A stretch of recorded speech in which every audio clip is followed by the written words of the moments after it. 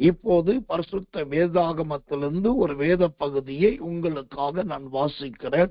வாசித்து சீக்கிரமாகவும் சுருக்கமாகவும் ஒரு வார்த்தையை சொல்லி உங்களுக்காக நான் ஜெபிக்கும்படி கர்த்தருக்குள் பிரயாசப்படுகிறேன். எரேமியா தீர்க்கதரிசனத்தின் புஸ்தகம் 31 அதிகாரம் 12வது வசனம். எரேமியா 31:12 வாசிக்கிறேன். ஜெபத்தோடு கவனிங்கள். அவர்கள் வந்து சீயோனின் உச்சியிலே கெம்பீரித்து கர்த்தர் அருளும் கோதுமை, திராட்சரசம், எண்ணெய், ஆட்டுக்குட்டிகள், கன்றுக்குட்டிகள் என்பவைகளாகிய இந்த நன்மைகளுக்காக ஓடி வருவார்கள். அவர்களுடைய ஆத்துமா நீர்ப்பாய்ச்சலான தோட்டம் போல் இருக்கும். அவர்கள் இனி தொய்ந்து போவது இல்லை. ஆம், அவர்கள் இனி தொய்ந்து போவது இல்லை. ஆம், இந்த எரேமியாவின் புஸ்தகம் 31 அதிகாரம் 12வது வசனத்தை வாசிக்கும் போது அந்த வசனத்தின் இறுதி பகுதி இப்படியாய் சொல்லுகிறது, அவர்கள் இனி தொய்ந்து போவது இல்லை என்று பார்க்கிறோம். இந்த தொய்ந்து போவதை குறித்த வார்த்தை நம்முடைய கிறிஸ்தவத்திலே சற்று பிரபல்யமான வார்த்தை தான். அப்ப தொய்ந்து போவது இல்லை என்று சொன்னால், அந்த தொய்வு என்பது என்ன, அந்த தொய்ந்து போகுதல் என்றால் என்ன அர்த்தம் என்கிற முதலாவது அர்த்தத்தை, அதன் அடிப்படை விளக்கத்தை தெரிந்து கொள்வது நல்லது. அப்படியானால் தொய்ந்து போகுதல் என்றால் என்ன? யாத்திரையாகமத்தின் புஸ்தகம் 18 அதிகாரம் 18வது வசனம். அதாவது யாத்திரையாகமம் 18:18 வாசிக்கிறேன். ஜெபத்தோடு கவனிங்கள். நீரும் உம்மோடு இருக்கிற ஜனங்களும் தொய்ந்து போவீர்கள். இது உமக்கு மிகவும் பாரமான காரியம். நீர் ஒருவராய் அதை செய்ய உம்மாலே கூடாது. ஆம், தொய்ந்து போகுதல் என்றால் என்ன அர்த்தம் என்று சொன்னா, கர்த்தர் நல்லவே. யாத்திராகம் 18:18 சொல்கிறது, இது உமக்கு மிகவும் சுதந்திரம் பாரமான காரியம். தொய்ந்து போகுதல் என்பது ஒரு பாரமான வேலையை செய்யும் போது தான் ஒரு மனுஷன் ஒரு மனுஷி தொய்ந்து போவாங்க. சுதந்திரம் செய்ய முடியாததை கஷ்டப்பட்டு செய்வது தான் தொய்ந்து போகுதல். அது மாத்திரமல்ல, கர்த்தரே அது ஒருவராய், நீர் ஒருவராய் உம்மாலே செய்ய முடியாது. ஒரு தனி ஆளாய் எதை செய்ய முடியாதோ அது வேற வழியே இல்லாம ஒருத்தர் ஒரு ஆளா தனியா இருந்து செய்யறாங்கன்னா அவங்களுக்கு தான் வேதம் சொல்வது அவள் தொய்ந்து போவார்கள். அதற்கு பேர் தான் தொய்ந்து போகுதல். அப்போ தொய்ந்து போகுதல் என்று சொன்னா முதலாவதாக கர்த்தர் மிகவும் பாரமான காரியம். இரண்டாவதாக அது தனியா செய்து முடிக்க முடியாதது, அதுதான் தொய்ந்து போகுது. இந்த கருமையான காலை நேரத்துல இருட்டோட ஜபத்துக்கு வந்திருக்கிற எனக்கு மிகவும் பிரியமான தேவனுடைய பிள்ளைகளே, கர்த்தர் நல்லவே. இந்த எரேமியா 31:12 சொல்லுகிறதை போல இனி தொய்ந்து போவது இல்லை என்ற வார்த்தையின்படி நீங்க தொய்ந்து போகாத, தளர்ந்து போகாத, விடாய்த்து போகாத, நல்ல ஒரு உற்சாகத்தின் சுறுசுறுப்பின் ஆவியினாலே கர்த்தர் உங்களை நிரப்ப போகிறார். அப்படி அந்த நல்ல வாஞ்சையுள்ள அபிஷேகத்தின் ஆவியினாலே அவர் உங்களை நிரப்புகிறபடினாலே சுத்திரம் ஒரு மனுஷனாய் செய்ய முடியாததை உங்களை கொண்டு ஆண்டவர் செய்ய வைக்க வல்லவராய் இருக்கிறார். அநேகரால் கைவிடப்பட்ட ஒரு காரியம், அது தயங்கிட்டாங்க, பயந்துட்டாங்க, முடியாம போயிடுச்சு, அதனால கைவிட்டாங்க. ஆனா செய்ய முடியாது என்று கைவிடப்பட்ட காரியத்தை உங்களை கொண்டு ஆண்டவர் செய்வதற்கு வல்லவராய் இருக்கிறார். உங்களை கொண்டு நடப்பிப்பதற்கு அவர் போதுமானவராய் இருக்கிறார். அப்ப தொய்ந்து போகுதல் என்பது பாரமான காரியம், ஒண்டியாய் செய்ய முடியாதது. இந்த காலை வேளையிலே நீங்க என்ன பாரத்தோடு வந்திருக்கிறீங்க? பிள்ளைகளை குறித்த பாரமா, அவங்களுடைய படிப்பின் தேவைகளை குறித்த பாரமா, படிக்க வேண்டுமே என்பதை குறித்த பாரமா, அல்லது தொழில் செய்வதை குறித்த பாரமா, நம்பின சபையே போகிற ஊழியமே நம்ம இப்படி நிறுத்துகிறது என்கிற அந்த பாரத்தோடு வந்திருக்கீங்களா? தேவனுடைய ஊழியக்காரனாக நான் சொல்றேன், இந்த எல்லா பாரத்தையும் என் தேவனாகிய கர்த்தர் உங்களை விட்டு அகற்ற வல்லவராயிருக்கிறார். அப்படி அவர் அகற்றும் போது என்ன நடக்கும்? நீங்க சுதந்திரமான ஒரு பறவையை போல பறக்கிறதற்கு, சுதந்திரமான பறவையை போல உங்க தேவைகளை உங்களாலேயே செய்து கொள்ள முடியும். அப்படிப்பட்ட கர்த்தர் நல்லவே ஒரு மாற்றத்தை ஆண்டவர் கொடுக்க போகிறார். அதனாலப்பா எரேமியா 31:12 சொல்லுகிறது, ஓ என் ஜனங்கள் தொய்ந்து போவதில்லை, ஓ நீ இனிமே என் ஜனங்கள் தொய்ந்து போவதில்லை என்று கர்த்தர் சொன்னார். அந்த தொய்வெல்லாம் மாற்றுகிறவர், ஓ தடுமாற்றத்தை மாற்றுகிறவர், தள்ளாடுதல்களை மாற்றுகிறவர், எல்லாவற்றையும் தேவன் புதுப்பித்து நீங்க தொய்ந்து போகாதபடிக்கு கர்த்தர் உங்களுக்கு நன்மையும் கிருபையும் செய்வாராக. கர்த்தர் நல்லவே. முதலாவதாக தொய்ந்து போகுதல் என்றால் என்ன என்று பார்த்தோம். இரண்டாவதாக, ஓ கர்த்தர் நல்லவன், இந்த தொய்ந்து போகிற, மனம் தளர்ந்து போகிற அல்லது இருதயம் விடாய்த்து போகிற அனுபவத்திலிருந்து எப்படி வெளியே வருவது? அந்த மகா மன உளைச்சல் அல்லது கைவிடப்பட்ட நிலைமை, அது ஒரு ஆளா பாரத்தை சுமக்கிறது. இந்த பிரச்சனையிலிருந்து வெளியே வர்றதுக்கு என்ன வழி? நம்முடைய தொய்வெல்லாம் மாறுவதற்கு அது எதுதான் வழியா இருக்குது? வாசிக்கிறேன். சங்கீதங்களின் புஸ்தகம் 88ஆம் சங்கீதம் 2வது வசனம். சங்கீதம் 88:9 9வது வசனம் வாசிக்கிறேன். எனக்கு அறிமுகமானவர்களை எனக்கு தூரமாக விலக்கி அவர்களுக்கு என்னை அருவருப்பு ஆக்கினேன். நான் வெளியே புறப்படக்கூடாதபடிக்கு அடைக்கப்பட்டிருக்கிறேன். 9ஆம் வசனத்தை வாசிக்கிறேன். துக்கத்தினால் என் கண் தொய்ந்து போயிற்று. கர்த்தாவே, அனுதினமும் நான் உம்மை நோக்கி கூப்பிட்டு உமக்கு நேராக என் கைகளை விரிக்கிறேன். அனுதினமும் நான் உம்மை நோக்கி கூப்பிட்டு உமக்கு நேராக என் கைகளை விரிக்கிறேன். ஆம், இந்த அருமையான வசனத்தை வாசிக்கும் போது ஒரு தளர்ந்து போன, ஒரு விடாய்த்து போன அல்லது தொய்ந்து போன ஒரு ஆத்மா, ஒரு தேவ பிள்ளை அதிலிருந்து விடுதலை ஆவதற்கு, மீட்கப்படுவதற்கு, நல்ல ஒரு சுறுசுறுப்பான பயன்பாடுள்ள ஒரு தேவ பிள்ளையா மாற வேண்டும் என்று யாரா விரும்பினா அதற்கு அவர்கள் என்ன செய்ய வேண்டும்? அந்த 88ஆம் சங்கீதம் 9ஆம் வசனம் சொல்லுகிறது, ஓ கர்த்தர் நல்லவன், நான் உம்மை நோக்கி கூப்பிட்டு உமக்கு நேராக என் கைகளை விரிக்கிறேன். ஆமென். நல்ல கையை தூக்கி ஸ்தோத்திரம் பண்ணா போதும். நல்ல கையை தூக்கி அல்லேலூயா சொன்னா போதும். நல்ல கையை தூக்கி ஆண்டவரை கொஞ்ச நேரம் அப்படியே ஆராதித்தால் போதும். அந்த நல்ல கையை தூக்கி ஆண்டவரை மகிமைப்படுத்தினால் போதும். நீங்க தேவனுக்கு முன்பாக உங்க கைகளை விரித்தாலே அந்த பரலோக ராஜ்யத்திலிருந்து அந்த தேவனுடைய கண்கள் உங்கள் மீது வந்து விழும். கர்த்தர் நல்லவே. அப்ப தொய்ந்து போன காரியத்திலிருந்து வெளியே வரணும்னா நல்ல தேவசபை தனியா இருங்க. பக்கத்துல யாரையும் வச்சுக்காதீங்க. ஒரு தனி அறையிலே கதவை சாத்திக்கோங்க. நல்ல கர்த்தரை ஸ்தோத்திரம் பண்ணுங்க, நல்ல துதிங்க. ஒரு கட்டம் அல்லது ஒரு நேரம் வரும்போது நேர் முழங்கால் போடுங்க, 2 கையை மேல உயர்த்துங்க. எந்த பிரச்சனை உங்களை தொய்ந்து போக பண்ணுதோ அதை சொல்லி, ஆண்டவரே இதை மேற்கொள்ள நீ பலன் கொடுத்ததுக்காக நன்றி என்று சொல்லி, நீங்க கையை உயர்த்தி ஸ்தோத்திரம் பண்ணி பாருங்க.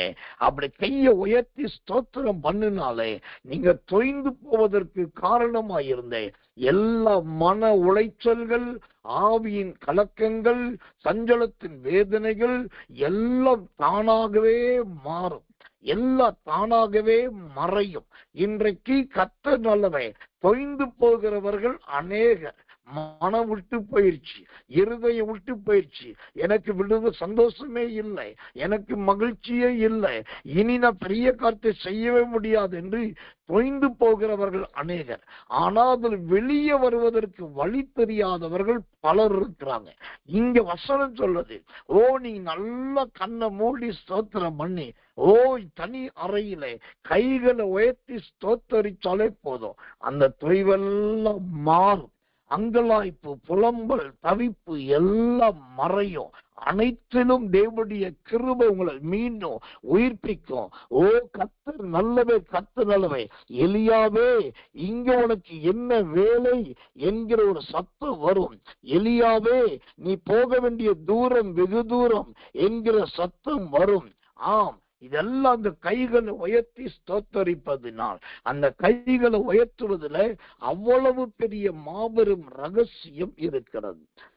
கர்த்தர் நல்லவேர், கர்த்தர் நல்லவேர், கர்த்தர் நல்லவேர். முதலாவது தொய்ந்து போகுதல் என்றால் என்ன என்று பார்த்தோம். இரண்டாவது அந்த தொய்ந்து போனது அனுபவத்திலிருந்து வெளியே வருவதற்கு என்ன வழி என்பதை பார்த்தோம். மூன்றாவதாக இந்த தொய்ந்து போன அனுபவத்திலே தேவனுடைய சகாயத்தை நம்ம பார்க்கலாம். கர்த்தருக்கு மகிமை உண்டாவதாக. யோனாவின் புஸ்தகம் 2ஆம் அதிகாரம் 7வது வசனத்தை வாசிக்கும் போது, அங்க கர்த்தர் நல்லவே, அந்த யோனாவின் ஜீவியத்திலே ஒரு மாபெரும் தொய்வு வருகிறதை நான் பார்க்கிறோம். அவன் நல்ல தீர்க்கதரிசி தான், நல்ல தேவ மனுஷன் தான். கர்த்தருக்காக பல ஆயிரக்கணக்கான கிலோமீட்டர்கள் நடந்து வந்து அந்த நினிவேக்கு தீர்க்க தரிசனம் சொல்லுகிறார். ஆனாலும் கூட அவர் வாழ்க்கையில ஒரு பெரிய தொய்வு, ஒரு மன சஞ்சலம், ஒரு துக்கம் வந்து விடுகிறது. அந்த துக்கத்திலிருந்து அவர் மீள வேண்டிய கட்டாயத்துல அந்த யோனாவின் ஜீவியம் காணப்படுகிறது. எனக்கன்பான தேவ பிள்ளைகளே, அந்த யோனா அவ்வளவு பெரிய தீர்க்கதரிசி வாழ்க்கையிலேயே கர்த்தர் நல்லவே அவங்க தொய்ந்து போகாதபடி ஆண்டவர் அந்த மனுஷனை பலப்படுத்துகிறார், நிறைய வார்த்தையை கொடுக்கிறார், தெளிவாய் கர்த்தர் பேசுகிறார், நல்ல அடையாளத்தை கொடுக்கிறார். இப்படி பல காரியத்தை ஆண்டவர் செய்கிறார். அதனால நடக்கிறது என்ன? அந்த நினிவேயிலே மாற்றங்கள் வருகிறது, ராஜாக்களுக்குள் மாற்றங்கள் வருகிறது. அப்புறம் இந்த தீர்க்கதரிசியின் வாழ்க்கையிலும் கூட தேவனுடைய மாற்றங்கள் வருகிறது. கர்த்தருடைய நாமத்துக்கு மகிமையும் கிருபையும் தயவும் உண்டாவதாக. எனக்கன்பான தேவ பிள்ளைகளே, இந்த கடைசி காலத்துல இந்த யோனாவை போன்ற நல்ல தீர்க்கதரிசிகளும், யோனாவை போன்ற நல்ல பிரசங்கியார்களும், யோனாவை போன்ற நல்ல தேவ மனிதர்களும் தான் அடிக்கடி தொய்ந்து போகிறார்கள். இந்த தொய்ந்து போகுதலை குறித்து அந்த யோனா என்ன சொல்லுகிறார்? யோனாவின் புஸ்தகம் 2ஆம் அதிகாரம் 7வது வசனம். யோனா 2:7 வாசிக்கிறேன். என் ஆத்துமா என்னில் தொய்ந்து போகையில் கர்த்தரை நினைத்தேன், அப்பொழுது என் விண்ணப்பம் உமது பரிசுத்த ஆலயத்திலே உம்மிடத்தில் வந்து சேர்ந்தது. ஆமென். இந்த தொய்ந்து போகுதல் என்று சொன்னால் என்ன என்று பார்த்தோம். இரண்டாவது, தொய்ந்து போவதிலிருந்து வெளியே வருவதற்கு என்ன வழி என்று பார்த்தோம். அதே சமயத்திலே மனம் தொய்ந்து போயிருக்கும் போது நாம் என்ன செய்ய வேண்டும் என்பதை இங்கே யோனா அழகா சொல்லுகிறார். யோனா 2ஆம் அதிகாரம் 7வது வசனத்திலே, என் ஆத்துமா என்னில் தொய்ந்து போகையில் கர்த்தரை நினைத்தேன். அல்லேலூயா. ஆம், ஒரு தேவ பிள்ளைக்கு 1008 நினைவுகள் இருக்கும், பலதரப்பட்ட யோசனைகள் இருக்கும். கடைக்கு போகணும், பொருட்களை வாங்கணும், குடும்பத்தை பார்க்கணும், பிள்ளைகளுக்கு துணி வாங்கணும், அப்புறம் பராமரிக்கணும், கடன் அடைக்கணும், வேலைக்கு போகணும், பல காரியங்கள் இருக்கும். அவங்க அதே நினைச்சு நினைச்சு நினைச்சு இது அதுக்காக அது இதுக்காக வேலை பார்ப்பாங்க. ஆனா இப்படிக்கு எல்லாத்தையும் நினைக்கிறதுக்கு மத்தியில இந்த யோனா 2:7 படி நீங்க கர்த்தரை நினைத்தால் போதும். எந்த நேரத்திலும் கர்த்தரை குறித்த ஒரு நினைவு உங்க இருதயத்துல இருந்துட்டாலே அந்த தொய்ந்து போகிற அனுபவம் இருக்கவே இருக்காது. கர்த்தர் நல்லவேர், கர்த்தர் நல்லவேர், கர்த்தர் நல்லவேர். எனக்கன்பான தெய்வ பிள்ளைகளே, அந்த கர்த்தரை நீங்கள் நினைத்து அவருடைய நினைவிலே நீங்கள் காணப்படுங்கள். அவருடைய நினைவிலே நீங்கள் நல்லா காணப்பட்டீங்க அப்படின்னா அது எந்த நிலைமையா இருந்தாலும் அதுல இருந்து கர்த்தர் ஜெயித்து கொடுப்பார். ஒரு வசனத்தை வாசிக்கிறேன். உபாகமத்தின் புஸ்தகம் 8:18. உபாகமம் 8ஆம் அதிகாரம் 18வது வசனம். உன் தேவனாகிய கர்த்தரை நினைப்பாயாக, அவரே உன் பிதாக்களுக்கு ஆணையிட்டு கொடுத்த தம்முடைய உடன்படிக்கையை உறுதிப்படுத்தும்படி. இங்கு இந்த உபாகமம் 8:18 சொல்லுகிறது, உன் தேவனாகிய கர்த்தரை நினைப்பாயாக. ஆம், தொய்ந்து போகிற அனுபவத்துல இருந்து, விடாய்த்து போகிற அனுபவத்துல இருந்து, மனம் ஸ்லாகித்து போன வேதனையிலிருந்து வெளியே வரணும்னாக்கா அதுக்கு 2வது வழி எப்போதும் கர்த்தரை நினைத்து கொண்டு இருப்பது. நான் ஆராதிக்கிற தேவன் ஜீவனுள்ளவே, நான் ஆராதிக்கிற தேவன் வல்லமையுள்ளவே, அவர் எந்த நேரத்திலும் எனக்காக கிடைச்சிவார், யாரை அனுப்பியும் என்னை விடுவிப்பார் என்கிற அந்த ஒரு பெரிய விசுவாசத்திலே கர்த்தர் கிரியை செய்வார். கர்த்தருடைய நாமத்துக்கு மகிமை, கிருபை, தயை உண்டாவதாக. அதனாலதான் உபாகமம் 8:18 சொல்லுகிறது, உன் தேவனாகிய கர்த்தரை நினைப்பாயாக, தேவனாகிய கர்த்தரை நினைப்பாயாக. என் அன்பு தேவ பிள்ளைகளே, உங்க வாழ்க்கையின் சிக்கல்கள் மாற, குழப்பங்கள் மாற, யார் யாரையோ நீங்க நினைக்க வேண்டிய அவசியம் அல்ல. கர்த்தரை மட்டும் நினைங்க, அவர் மட்டும் நினைவுல வையுங்க. அது அடிக்கடி யோசித்து பாருங்க. அப்படி கர்த்தரை நினைத்தால் அதுல இருந்து அந்த தொய்விலிருந்து நல்ல ஒரு விடுதலையை உங்களால் பார்க்க முடியும். கர்த்தர் நல்லவேர், கர்த்தர் நல்லவேர், கர்த்தர் நல்லவேர். இந்த கர்த்தரை நினைப்பதை குறித்து இன்னொரு கிருபையுள்ள வசனத்தை நான் வாசித்து காண்பிக்கிறேன், கவனியுங்கள். தேவனுக்கு மகிமை உண்டாவதாக. கர்த்தர் நல்லவேர், கர்த்தர் நல்லவேர். பரிசுத்த வேதாகமத்தில கர்த்தரின் நாமம் மகிமைப்படுவதாக. நியாயாதிபதிகளின் புஸ்தகம் 8ஆம் அதிகாரம் 34வது வசனம். நியாயாதிபதிகள் 8:34. இஸ்ரவேல் புத்திரர் தங்களை சுற்றிலும் இருந்த தங்கள் எல்லா சத்துருக்களின் கையினின்றும் தங்களை ரட்சித்த தங்கள் தேவனாகிய கர்த்தரை நினையாமலும்.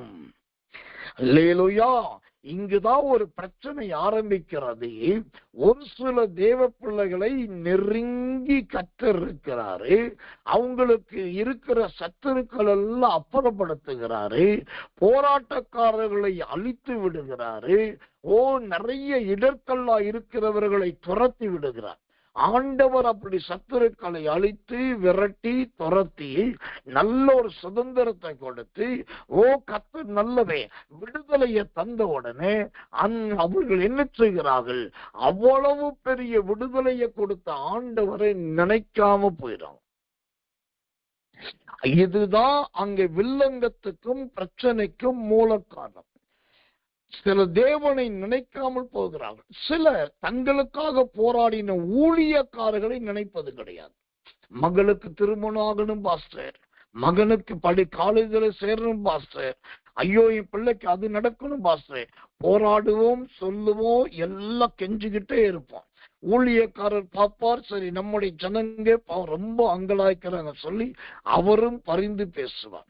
அவர் பரிந்து பேசின சில நாள்ல பாத்தீங்கன்னா ஆச்சரியமான முறையில காரியங்கள் நடக்கும்.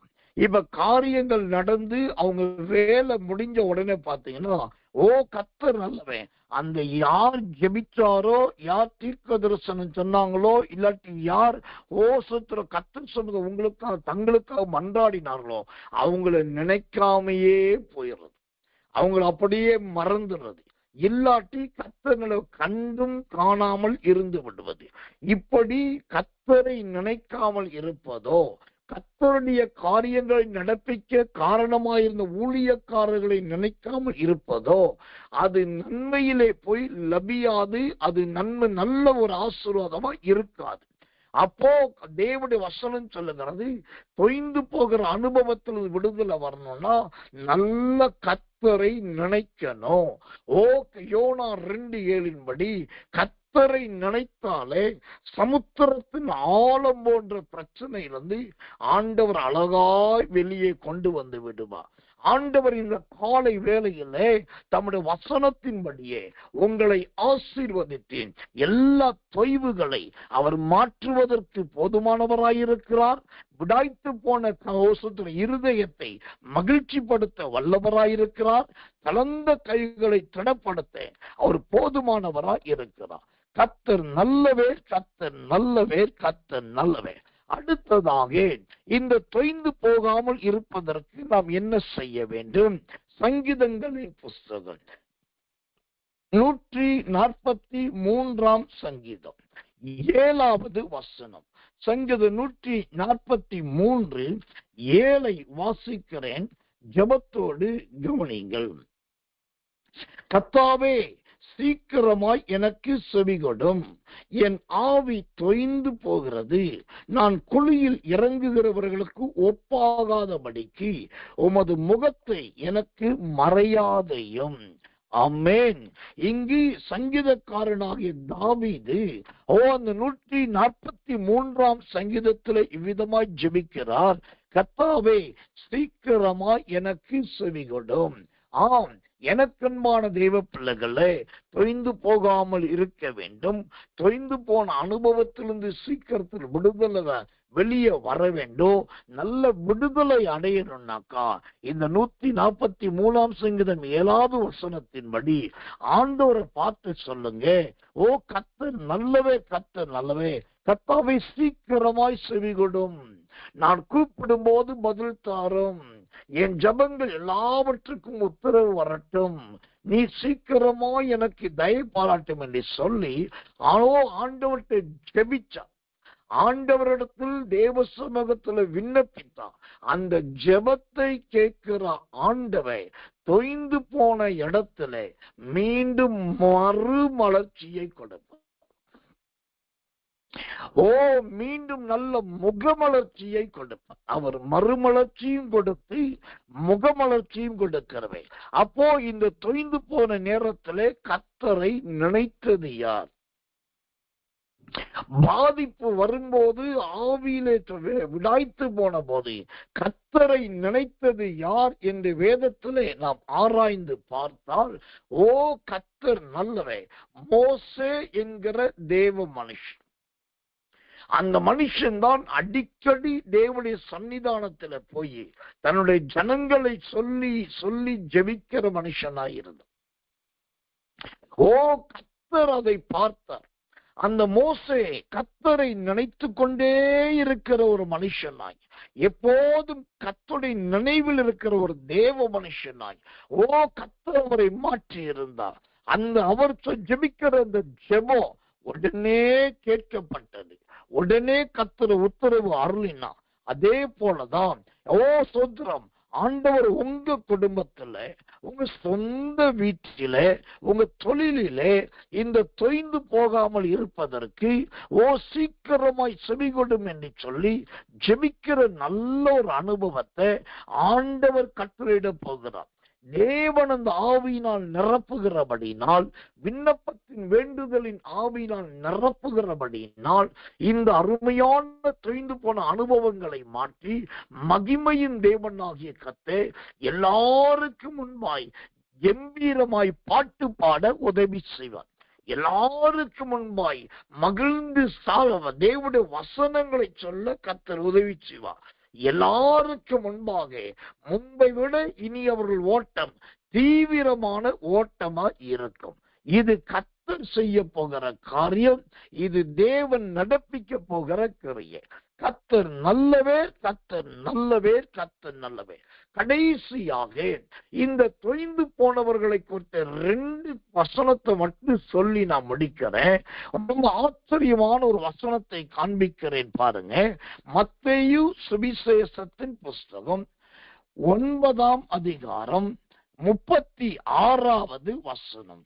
மத்தேயு 9:36. தேவனுடைய நாமத்துக்கு மகிமையும் கிருபையும் தயவும் உண்டாவதாக. அவர் திரளான ஜனங்களை கண்ட பொழுது அவர்கள் மேய்ப்பனில்லாத ஆடுகளைப் போல தொய்ந்து போனவர்களும் சிதறப்பட்டவர்களுமாய் இருந்தபடியால் அவர்கள் மேல் மனதுருகினார். ஆமென். இந்த தொய்ந்து போக பண்ணுதல் கவனிக்கணும். யார நீங்க நம்புனீங்க, யார் உங்களுக்கு கண்மலை போல இருப்பாங்க, யார் உதவியும் தூரமா இருப்பாங்க நினைச்சீங்களோ அவங்கதான் இன்னைக்கு உங்களை சோர்ந்து போக பண்றாங்க. அவங்கதான் இன்னைக்கு உங்களை கண்ணீர் வடிக்க வைக்கிறாங்க. அவங்கதான் இன்னைக்கு உங்களை புலம்ப வைக்கிறாங்க. ஓ கர்த்தர் நல்லவே. அந்த மனிதர்களுக்கு உங்கள் மீது ஈவும் இல்லை, இரக்கமும் இல்லை, தயவும் இல்லை, தாட்சணியமும் இல்ல, மனித தன்மையும் அல்ல. ஓ பொல்லாத ஒரு கொடிய விலங்காக மனிதர்கள் மாறுகிறார்கள். ஆனா அப்படிப்பட்ட இந்த பொல்லாத காலத்துல ஆண்டவர் என்ன செய்கிறார் பாருங்க. அந்த தொய்ந்து போனவர்கள் மீது அவர் மனம் இறங்குகிற தேவனாய் வெளிப்படுகிறார். அவர்களுக்காக தேவனே மனதுருகுகிறார். எனக்கன்பான சகோதரி, எனக்கன்பான சகோதரரே, போதக பிதாக்களே, ஊழியக்காரர்களே, விசுவாசிகளே, எத்தனை நாள் நீங்க சோர்ந்து போனீங்க? எதை காரியத்திலே சோர்ந்து போனீங்க? தேவனுடைய ஊழியக்காரனாக நான் சொல்லுகிறேன், அன்றைக்கு இயேசு சோர்ந்து போனவர்கள் மீது மனதுருகினதை போல இதோ கர்த்தர் உங்கள் மீது மனது உருகுகிறார். அவருடைய மனதுருக்கம் உண்டாகிறபடினால் ஓ கர்த்தர் நல்லவே, உங்களுக்கு நல்ல ஆராட்டு கிடைக்கும், உங்களுக்கு நல்ல சீராட்டு கிடைக்கும், உங்களுக்கு நல்ல மன மகிழ்ச்சியும் தயவும் உண்டாகும். கர்த்தர் நல்லவே. ஆனபடினால் கிறிஸ்துவின் மனதுருக்கமே உங்களுக்கு கிடைக்கிறதுன்னா எதை குறித்து நீங்கள் அங்கலாய்க்காதீங்க. ஏற்கனவே நான் சொன்னதை போல கடைசிய 2 வசனத்தை மட்டும் சொல்லி நான் முடிக்கிறேன்னு சொன்னேன். அந்த 2 வசனத்துல ஒரு வசனத்தை பார்த்துட்டோம். இப்ப 2வது வசனம், அந்த கடைசி வசனம் வாசிக்கிறேன். எரேமியாவின் புஸ்தகம் 31ஆம் அதிகாரம் 12வது வசனம். எரேமியா 31:12 செய்திக்கு தலையங்கத்துக்காக வாசித்த வசனம் வாசிக்கிறேன். அவர்கள் வந்து சீயோனின் உச்சியிலே கம்பீரத்தி கர்த்தர் அருளும் ஓசதுர கோதுமை, திராட்சரசம், எண்ணெய், ஆட்டுக்குட்டிகள், கன்றுக்குட்டிகள் என்பவைகளாகிய இந்த நன்மைகளுக்காக ஓடி வருவார்கள்.